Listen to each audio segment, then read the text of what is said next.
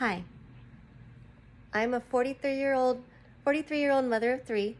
My youngest is here with me today, my little YouTube queen. She's helping me make these videos and uploading these videos. Anyway, I'm at the age of 40. I survived something that I shouldn't have survived, that kills most people, but I'm still here to talk about it today, and I wouldn't want it to happen to anyone else, so please listen to my story. At the age of 40, I was in the best shape of my life, very healthy. I was previously a fitness instructor, went to all my doctor's appointments. Anyway, in the summer of 2020, I got on a plane, which first of all was a big mistake, but I'll get to that in a minute. Flew with my family to go visit family. And while visiting family in another state, I developed a horrible headache, worst headache I've ever felt, and I used to get headaches all the time. And before getting back on the plane to fly back home, I had my husband take me to urgent care that morning,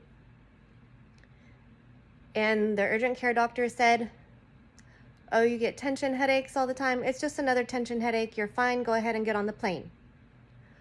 Big mistake. But got on the plane. We were flying back home. The whole flight home, I thought my head was going to explode. I was in so much pain from the pressure. But we made it back home, landed at the airport. My mom was there to pick us up, to drive us back home. And the whole ride home, my husband was saying, "We should take you straight to ER because something's not right." I said, "No, I'm so tired. I just want to go home and go to bed." Go home, I laid down in bed. Headache got even worse. My mom was living with us at the time. Said, "If something changes, let me know. I'll take you to the ER." So sure enough, I lay down. It gets worse. I go find my mom. I said, "Something's wrong. Let's go." So she drives me down the street to the ER. Had to drop me off because in 2020, of course, it was COVID. No one could go with me. Dropped me off at ER. And they did a brain scan. They said there's a bleed or a mass or something. It was too risky to put me back on a plane. So by ambulance, they transported me straight to another hospital where they had a team of neurosurgeons waiting for me. I get there. They put me on a morphine drip, which was the first relief I'd felt from any pain. And they did an MRI, and they said, "Thank you." They said, "She has a large aneurysm in the middle of her brain, and it's bleeding. We need to do surgery now before it ruptures," was the plan. So they get me into surgery. I had bleeding on the brain. My brain was swelling so much they had to open up my skull. And an hour and a half into the first surgery, the aneurysm ruptured. It burst in the middle of my brain, which ended up leading to 3 major strokes.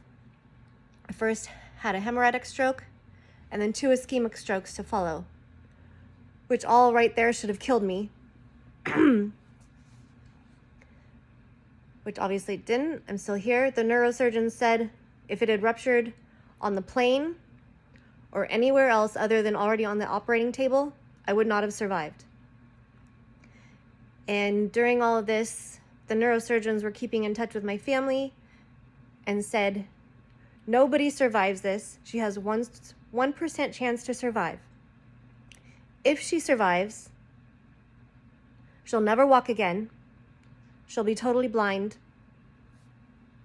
She may have no memory at all."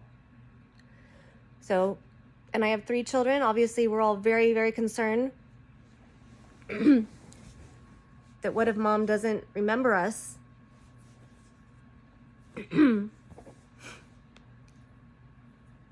But I survived. Not only did I survive, my vision is bad, but I'm not totally blind. I have learned to walk again. And of course, I remember all three of my beautiful, amazing children. One who's holding my camera for me at the moment. And while still in the hospital, I have to tell you, while still in the hospital, I had been intubated so many times I couldn't speak yet. But my husband had the kids FaceTime me frequently. And so one day, while I was still in the hospital, when the kids still didn't know if I would remember them, I was FaceTiming with my kids. And years ago, my oldest daughter had taken sign language in high school. I never took it myself, but I was FaceTiming with my kids. And they said, what if mom doesn't remember us? So I'm on FaceTime from the hospital. And I started doing sign language to my kids. My son Logan, I put an L to my heart. And then I spelled out both of my daughter's names. I'm not going to say everyone's names. I spelled out my daughter's names. And my two youngest yelled for my oldest daughter. They said, come down here. Mom's doing sign language. What is she saying? And she came down. She said, you guys, mom knows who we are. She says she's spelling our names. You guys, not only does she remember who we are, but she freaking remembers sign language. She never even took sign language. So